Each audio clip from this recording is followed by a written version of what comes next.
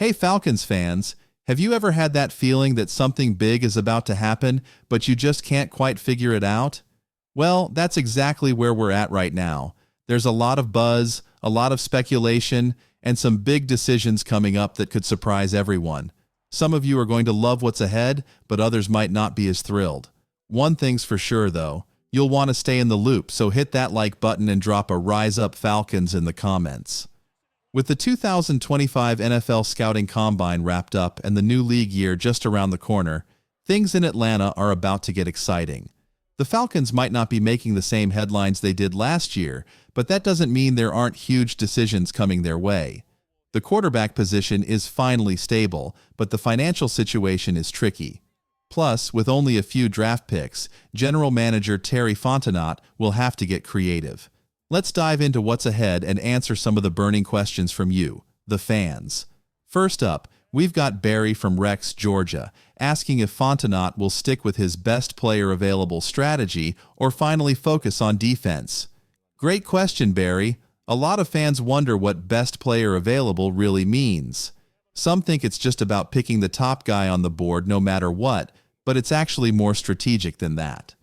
Since Fontenot's first press conference in 2021, he's made it clear that his philosophy is to never pick a player just to fill a position of need. He won't reach for a player who's lower rated just to fill a gap. The good news is that this year's draft class is full of talented defensive players. So, in a way, it's the perfect year for the Falcons to stick to their strategy and still fill those key defensive needs. Fontenot knows this team inside and out, and he'll find players who can make an impact without forcing anything. Now, Michael from Calvary has a big question about Kyle Pitts. He wants to know if it makes sense to trade Pitts now, given his current value, or if the Falcons should just stick with him. Honestly, Michael, I'm with you. There's no way Atlanta should trade Pitts for a mid-round pick. We just saw Deebo Samuel traded for a fifth-rounder, and even though his contract situation was different, it shows how little teams are willing to give up for skill players who aren't quarterbacks. Pitts has had a bit of an up-and-down start to his career, but he still has a lot of potential. But let's not forget, Kyle Pitts is still one of the most uniquely talented tight ends in the league. He's heading into his second year in this offensive system, and with more stability at quarterback, this could be the breakout season we've all been waiting for.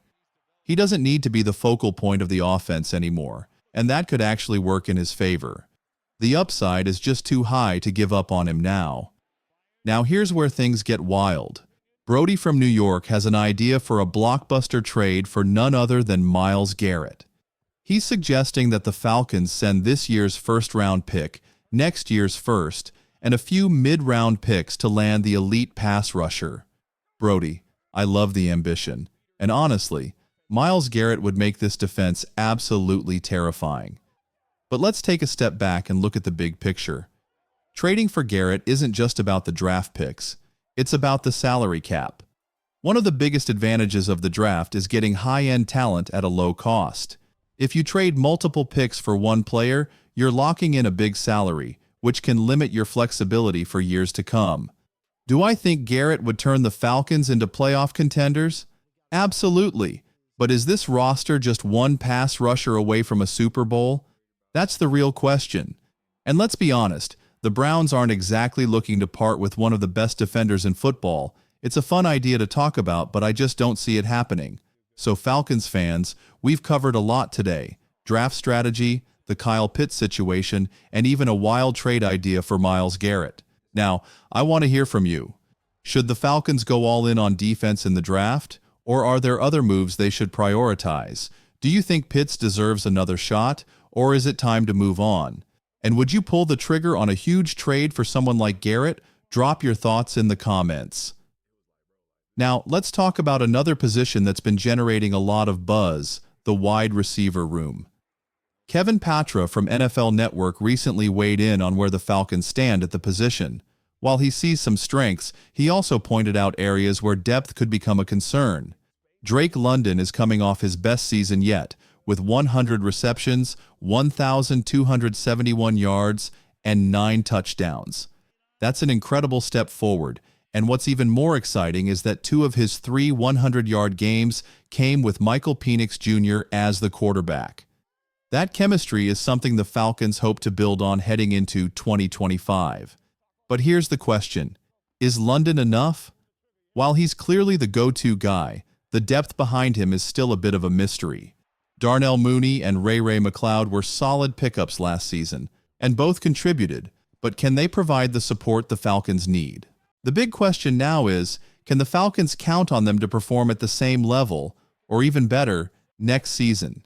And don't forget, Money will be 29 years old with just 1 year left on his contract, and McCloud is set to hit free agency after this season. This means Atlanta might need to start thinking about long-term solutions at wide receiver. Here's the real dilemma. While adding another weapon for Penix Jr. would be ideal, the Falcons have much bigger priorities, especially on defense. They don't have a third-round pick, and with major needs at edge rusher, cornerback, safety, and linebacker, it's unlikely they'll use one of their top 2 picks on a receiver, unless they find a steal in the later rounds or sign an affordable free agent. The Falcons might just have to roll with what they've got. But there's one wild card: Kyle Pitts. The former number 4 overall pick has been used more as a receiver than a traditional tight end, and if he can get back to the form he showed as a rookie, he could be a game changer.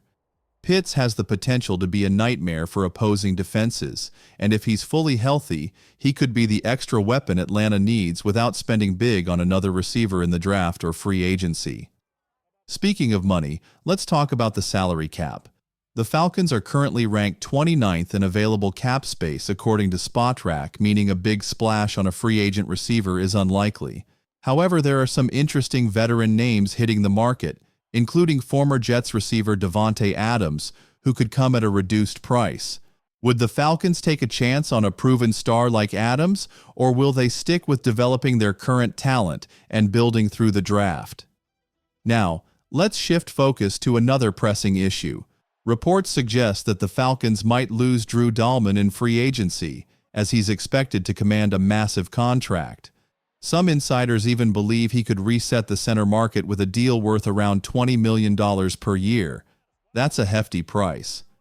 While Dalman has been a key part of Atlanta's offensive line, the Falcons have to ask themselves, is he worth it? If Dalman does walk, how will the Falcons replace him? One option is already on the roster: Ryan Newell.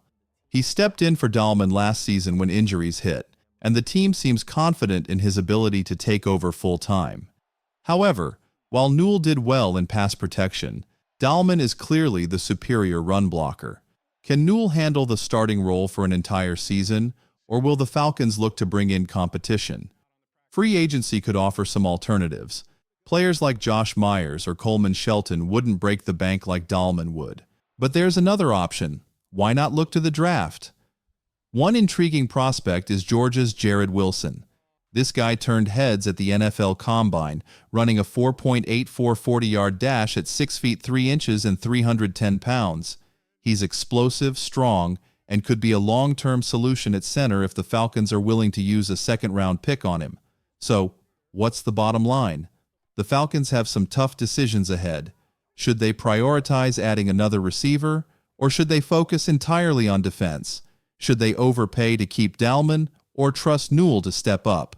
And if they go the draft route, should they look at someone like Jared Wilson to solidify the center position for years to come? Now, this is where I want to hear from you, Falcons fans. Drop a comment below. Should Atlanta go after a veteran receiver, or is the current group good enough? And what do you think about the Dalman situation? Should the Falcons pay him, or trust Newell, or a rookie to take over? Let me know your thoughts, and don't forget to hit that like button if you haven't already, and subscribe for the latest Falcons updates. We'll be covering all the latest news, so stay tuned, and we'll see you in the next update. Go Falcons!